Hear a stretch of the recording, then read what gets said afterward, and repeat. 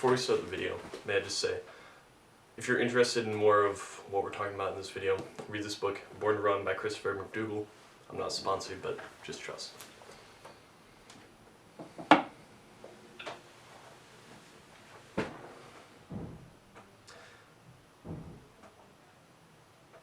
Everywhere we go today, we see runners wearing these soft, cushioned,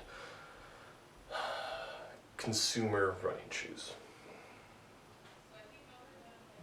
It's a good thing, I'd say, but for millions of years, we haven't been running that way. If you think back to the cavemen, to the early humans living on savannas, hunting gazelle, they didn't have shoes. This video is going to be a bit of a rant. I'd just like to warn you beforehand. But they didn't have shoes. And now they ran farther than most of us do today. Their weekly mileage must have been off the charts, as they had to persistence hunt for a long ways. But yet we still seem to feel the need to have these cushioned running shoes. In that book, Born to Run, Christopher McDougall talks about kind of the creation of running shoes as a whole. They're a human invention, and they're pretty recent. When Bannister broke 4 minutes in the mile, he wasn't running in cushy running shoes. He was running in leather flats. And yet, the slowest of us seem to think that we need these cushy shoes to run fast.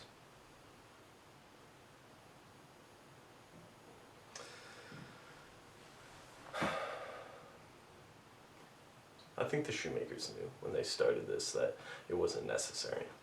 They knew that people were very successful runners despite not having foam shoes. And yet they've made it anyways.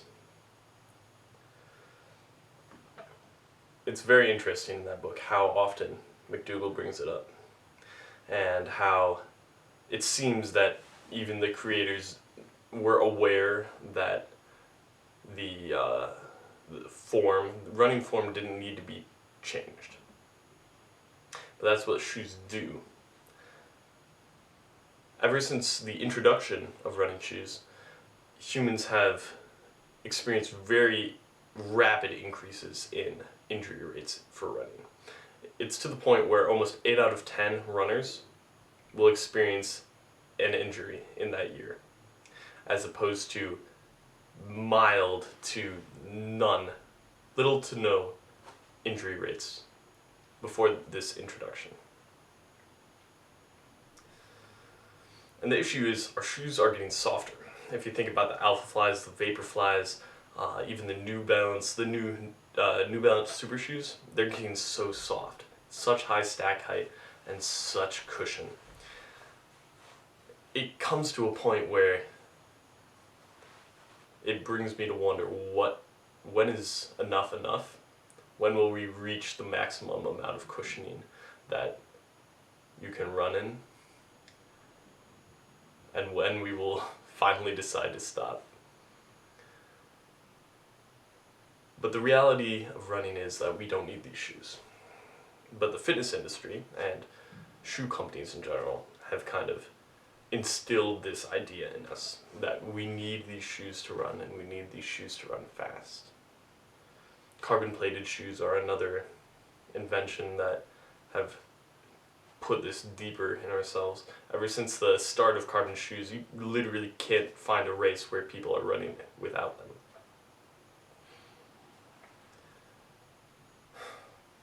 And so we're getting to the point where shoe companies, despite the fact that it is injuring runners, making them slower, and possibly ruining people's lives because of it, yet they're still pushing for these newer, more expensive, more cushy shoes that we don't need.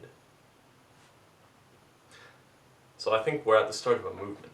I think we're at the start of a time when people no longer are going to be buying what the shoe companies are telling us to buy.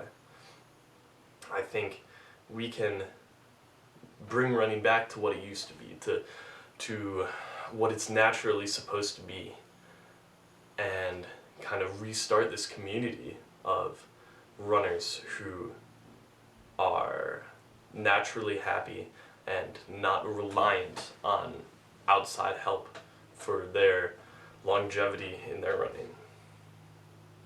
So really, shoe companies have created this twisted reality where we believe that we need these running shoes, and in the end we don't.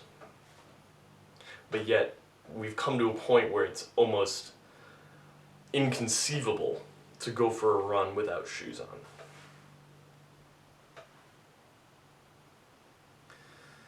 They've been stealing our money for all these years, and we're only starting to realize the implications of it and how much of an impact it's having on us.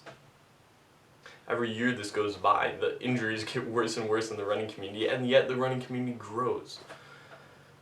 How many people have been turned off from running simply because of the meddling of these big shoe companies who are trying to sell more of their product?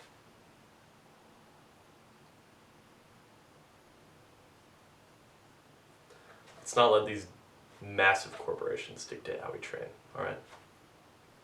Don't settle, bro. I'll see you.